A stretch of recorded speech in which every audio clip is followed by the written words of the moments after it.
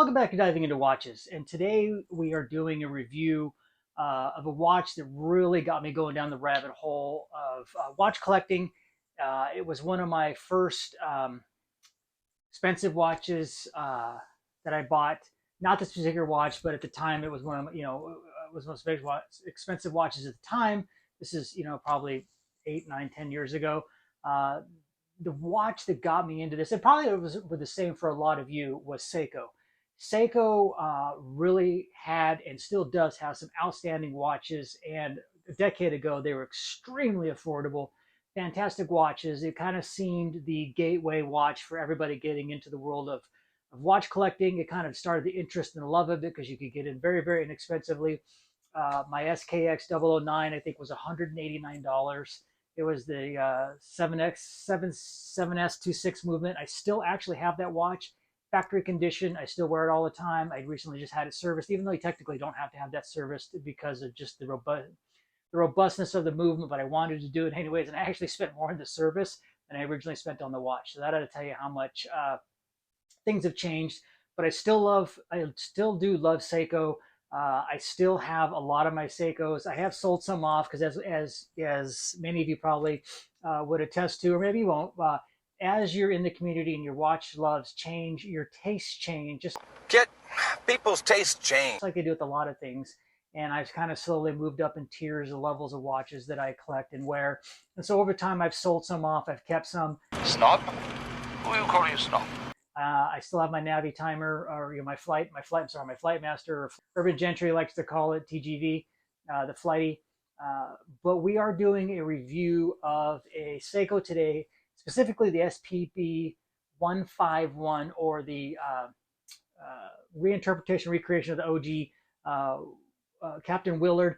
Probably quite a few videos ago, I did do a review on the SPB153, which is the green dial, green not ceramic insert. I think it's aluminum insert, but green insert of the Willard, but it's all green. And that one I really fell in love with because I've had a Seiko King Turtle for a very long time. And the King Turtle is the one that has sapphire glass, the grenade style dial, ceramic bezel insert. It was just absolutely fantastic. I did a great review, and I felt that was like the ultimate pinnacle of Seiko dive watches, of the turtle style. That was just my opinion. I really loved that watch. Then I did the review of the 153, and I just was like, wow, okay, I see the appeal. I see the love of the Willard. So I sold my Seiko King Turtle and put that money towards was going to get the SPB153, the green Willard, but having watched Apocalypse now probably 100 times, I really wanted the OG, the black one. So I got the SPB151. I bought it through Exquisite Timepieces. They gave me a great deal on my King Turtle, and I bought this SPB151 Willard, just because I wanted the black dial, everything about it. And I can tell you, I truly, truly do love this watch. I took it off the original band that it came on. I did not buy it with the bracelet. I did not like the band that it came on. And I put it on a 70s style, tropic style FKM rubber band that just fits it perfectly. I still wear it. I don't wear it as much as my other watches I wear, but I will always hang on to this. I love this Seiko Willard. It is obviously the reinterpretation. I think it's the 6105. Correct me now in the wrong comments if I'm wrong on the actual nomenclature of the original Willard that came out. I want to say that it came out in the late 70s. It was obviously after the Vietnam War, but had it been out during the Vietnam War, I guarantee you GIs would have been wearing this one during the Vietnam War. The SPB151 came out in July of 2020. It was a reinterpretation at that time. I think it was right around $1,200 to $1,500. I think when it first came out, there was even a premium on it. And at that time, I was just doing other things, and I just wasn't going to drop that kind of money. But the time finally came, got my hands on one, and I picked mine up for right around $1,000. It's about what they're going for. I think you can pick them up used in the 800 range, maybe condition the less, maybe the 600 range. But if you're picking something up new, you're right around 1,000. Maybe with inflation, it's gone up more. But on the used market in good condition, you're going to be right in there between 800 and 1,000. I picked mine up new, factory warranty, factory conditions, and I absolutely, absolutely love this watch. Everything about it is just the next tier. I think the beauty of the turtle design, not just the Captain Willard, the SPB151, but all the turtles, is that cushion case. It fits a small wrist like mine, 6 1/4, up to a full 7.5, 7 3/4 wrist. It's just the perfect dial case size for multiple wrist size. The history of the watch being used through the 70s and the 80s by the militaries, either the SF community, the standard infantry world, or just regular service members using it, all different branches. I know the Navy SEALs. Let's see if I can find some photos and I'll throw them up here.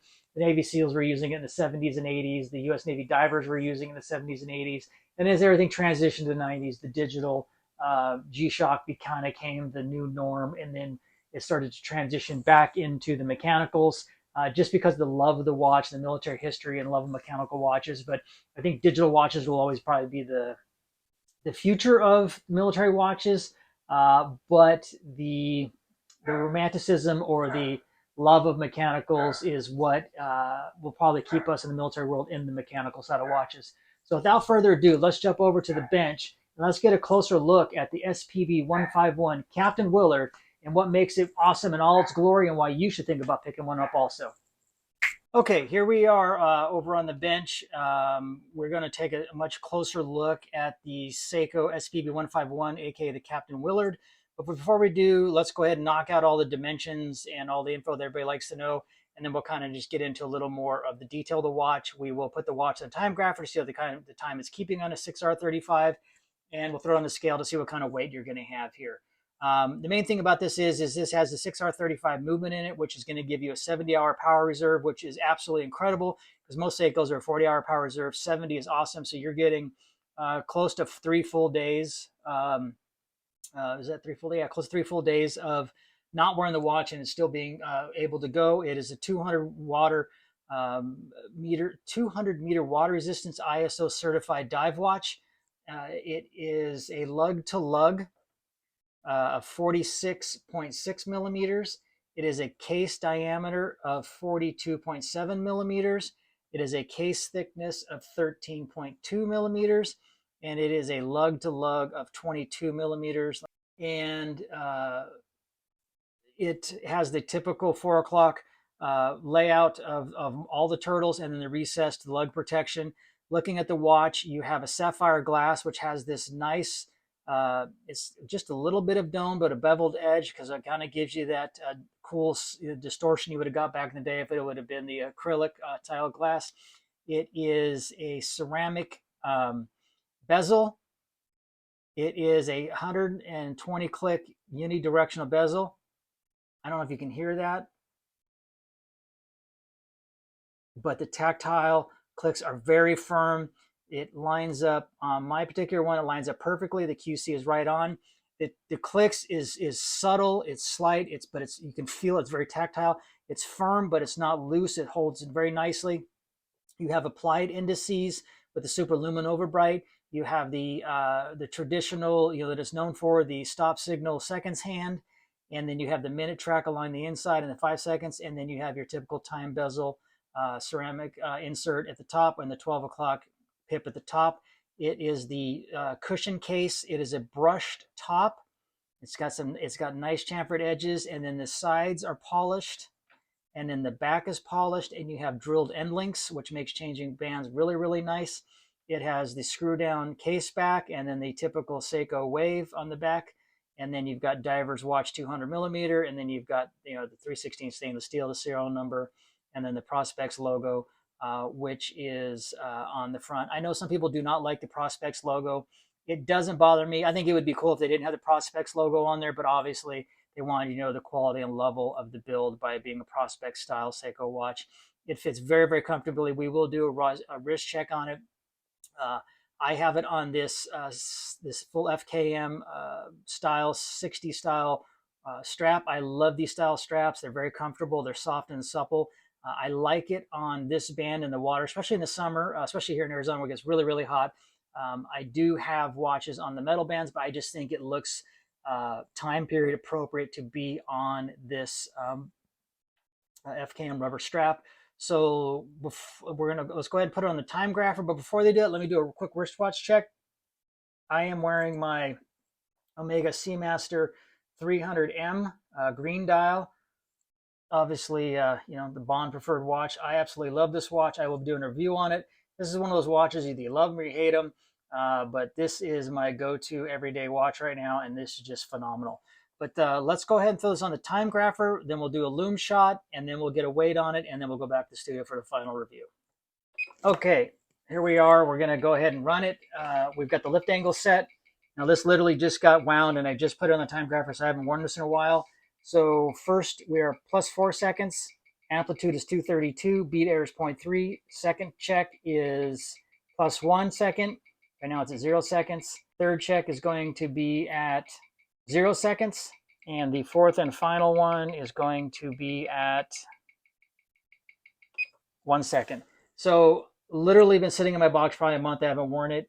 I wound it right before I started working on this video, and it is running 1 second a day. Now a lot of people poo-poo on Seiko as far as their timekeeping ability, saying their movements aren't, you know, really reliable.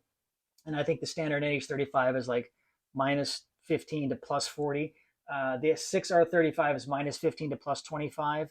I have never regulated this. This is just straight out of the box and been worn. I've had this watch probably a year now, and it is still running -1 second a day. I think that is phenomenal. I think everybody would agree with me that Seiko running at -1 second a day is incredible. But you know, it's going to be hit or miss. But that is fully within tolerance and completely acceptable, and I'm very happy with that one.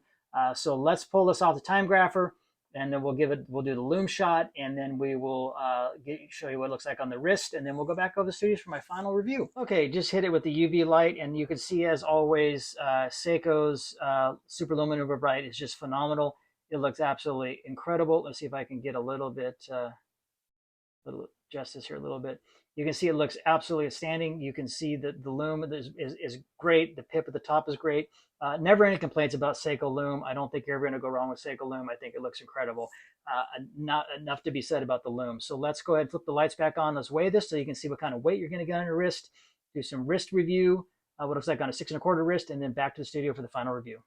Okay, so let's go ahead and throw it on the scale with the FK rubber on there. So with the FK rubber strap on there, you're looking at 105 grams, which is not heavy or uncomfortable at all. I have some watches that are in the 180, 190 range with the metal bracelet. So you can see that this is going to be very comfortable wear all day long. You're not going to have absolutely any issues. So let's go ahead and pop it on the wrist and see what it looks like on the wrist. Okay, so here it is on my 6 1/4 inch wrist on the FKM rubber strap. You can see that it lays absolutely perfect at 46.6 millimeter lug to lug. I think these fit any wrist absolutely perfectly, whether it's a real small wrist like mine at 6 1/4, or if you've got a jumbo wrist at 7 3/4. I don't think you're going to go wrong with this cushion pillowcase. It is extremely comfortable. You could wear this all day long and not know it. Even if you had this on the bracelet and you add another probably 15 or 20 grams to the weight, I don't think you're going to have any issues whatsoever. I believe the one I did the review of, the SPB153, the green one, I think it was on a metal bracelet. And his wrist, I know, is like 7 3/4. I know he's got a large wrist, and it looks perfect on his. It doesn't look too small, doesn't look too big. And on 6 1/4, you don't look too big, look too small. So without further ado, let's wrap this up. Let's go back over to the studios and give you my final thoughts on the Seiko SPB151, aka the Captain Willard. Okay, there you go, folks. There is an in-depth look at the SPB151 Seiko, aka the Captain Willard. I think if you're looking to kind of take your watch collecting to the next level, and you're not wanting to spend, you know, thousands and thousands of dollars on a watch, I think you can still find this to be an outstanding watch in that $1,000 new range. I think, or if you want to find one on the used market, I don't think you'll go wrong. I think you'll be happy. I think it's money well spent. I think you're getting a lot of value and quality and build for the money, considering some of the other Seiko ones out there in the world going on right now. Plus, you get the military history, the horology of the watch. You're getting the lineage of the watch, the lineage of the company. You're getting a piece that will stand the test of time, that you can be passed on in time. Because I think you're going to find that in time, no one's going to put a watch on one day and go, this was my grandfather's Apple Watch. A, because they won't even work. They're so disposable.